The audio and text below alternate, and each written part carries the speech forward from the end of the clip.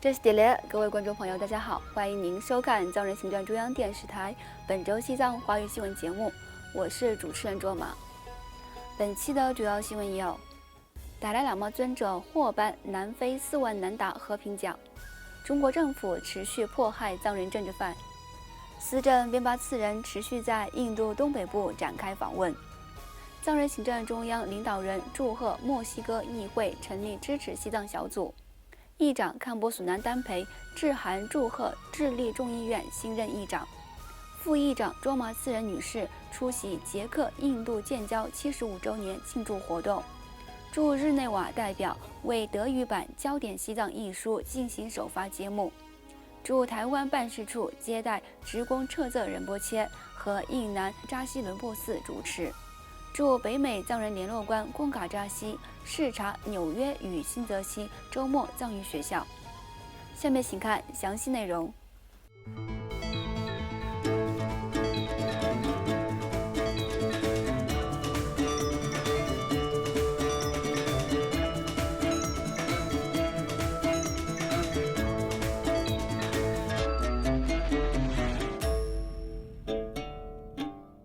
西藏精神领袖达赖喇嘛尊者于上周二11月1号在印北达兰萨拉的勤宫获颁本年度的南非4万南达和平奖。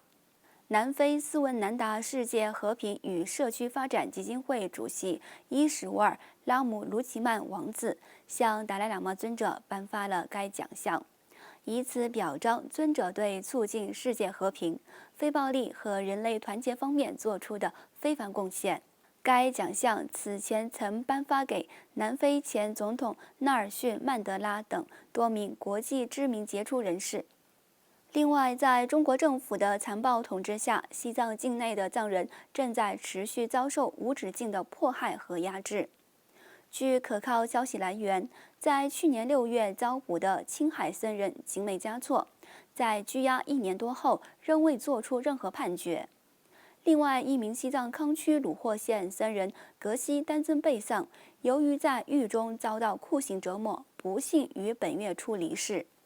消息来源指出，中共当局以涉嫌在青海省藏语系佛学院毕业典礼上向与会者分发诗集为由，于2021年6月中旬逮捕了僧人景美嘉措，随后下落不明。据悉，中共当局在关押景美嘉措1年多后，仍没有作出任何判决。景美嘉措笔名奴农，现年36岁，出生在现中国统治下的青海省黄南州河南蒙古族自治县多松乡境内。与此同时，曾在2013年初被成都市中级人民法院判处6年有期徒刑的西藏康区鲁霍寺僧人格西丹增贝桑，由于在中共监狱服刑6年期间遭到非人的酷刑虐待而身患重病，在出狱近4年后，于本月初不幸不治离世。2012年4月2号，中共甘孜州公安局在鲁霍县指控涉嫌带头参与鲁霍县示威活动为罪名，逮捕了鲁霍寺僧人格西丹增贝桑。在随后的10个多月里，格西丹增贝桑的下落和健康状况一直不明。但中国政府在2013年初指控参与和带头2012年1月23号的示威活动为罪名，分别判处格西丹增贝桑在内的鲁霍寺5名僧人5至7年不等的徒刑。据消息人士称，格西丹增贝桑在入狱前没有任何健康问题，但在服刑期间遭到酷刑折磨后，以及在服刑期间无法得到及时的治疗，导致他在2018年4月获释后出现严重的健康状况。迫于政治压力，他在出狱后也无法接受正常的治疗，健康状况持续恶化，因此在本月初不治离世。逝者格西丹增贝桑于1965年出生在西藏康区鲁霍县诺巴村，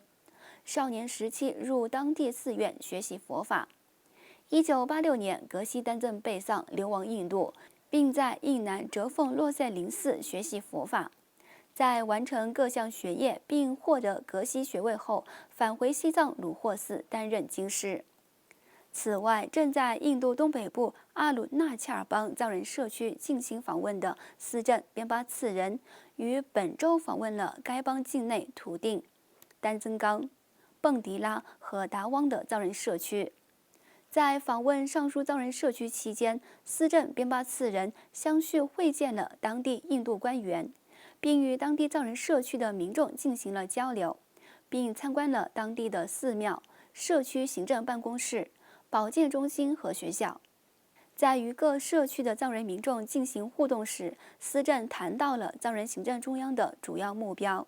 即通过藏汉互利双赢的中间道路政策，通过对话来解决藏中冲突，以及照顾流亡藏人的各项福利。此次对印度东北部地区的访问是司政边巴次仁在上任之初做出的承诺之一，其目的是每年访问印度各地的藏人社区，评估各地藏人民众的需求，确保各部门做出相应的准备，满足民众的实际需求和愿景。与此同时，第17届西藏人民议会议长堪波索南丹培和藏人行政中央司政边巴次仁于本周二11月8号相续致函祝贺墨西哥议会成立支持西藏小组。藏人行政中央驻拉丁美洲办事处代表吉梅次仁先生本周二在墨西哥议会中举行的成立仪式上，宣读了议长堪波索南丹培和司政边巴次仁的贺函。议长和司政在贺函中对墨西哥议会成立支持西藏小组的举动表示欢迎，并希望该小组与拉丁美洲各国合作，扩大对西藏自由事业的支持度。此外，西藏人民议会议长堪波索南丹培于本周三11月9号致函祝贺佛拉多·米罗何维奇先生当选为智利众议院议长。议长堪波索南丹培对新任议长佛朗多·米罗舍维奇先生今年6月在华盛顿举行的第8届世界国会议员支持西藏大会上发表支持西藏的言论表达谢意，并祝愿他在实现智利人民的愿望方面取得成功。与此同时，藏人行政中央驻拉丁美洲办事处代表吉梅次仁先生于上周日11月6号访问了智利共和国，并会见了新当选的众议院议长和其他议员，以及该国伦卡市市长和智利共和国支持西藏团体的成员。此外，因捷克共和国驻印度大使埃利斯卡·西卡瓦的邀请，西藏人民议会副议长卓玛次仁女士于11月8号在新德里出席了捷克共和国国庆日暨捷印建交75周年庆祝活动。印度外交部长米纳克什莱基女士、各国驻印度大使、外交官以及各界政要出席了庆典。另外，藏人行政中央驻日内瓦办事处代表赤列曲吉女士于上周六11月5号在瑞士出席了由瑞藏友好协会董事会成员乌韦梅亚先生撰写的德语版《焦点西藏》一书首发仪式。该书汇编了作者从2002年到2021年间起草的有关西藏的新闻摘要，作为反映西藏境内局势及外联和宣传活动的一部分。该书还记录了西藏人民在中共统治下遭受的一系列系统性压制的案例。代表赤列曲吉女士在发布会上发言时，感谢乌韦梅亚先生为西藏自由事业所做的贡献，并强调瑞藏友好协会是最重要的远藏团体之一，一直在政治和社区层面上积极争取民众对西藏的支持。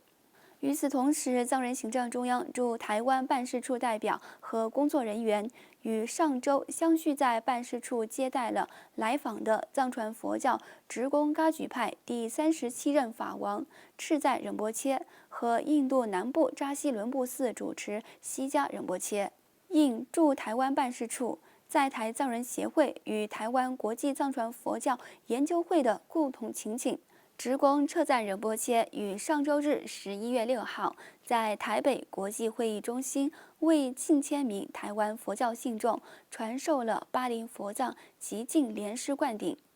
请继续收看本期节目的最后一则消息。藏人行政中央驻北美办事处藏人联络官贡嘎扎西先生于上周六11月6号参访了位于纽约与新泽西州的周末藏语学校。在参观周末藏语学校期间，贡嘎扎西先生听取了该校的详细报告，并赞扬了该校教职员工在繁忙的工作中为学生提供的服务，并鼓励更多的藏人儿童学习西藏珍贵的语言、文化和传统习俗。各位观众朋友，以上就是本期节目的全部内容。欲了解更多有关西藏境内外的讯息，请登录屏幕下方的网址。感谢您的收看，我们下期节目再会。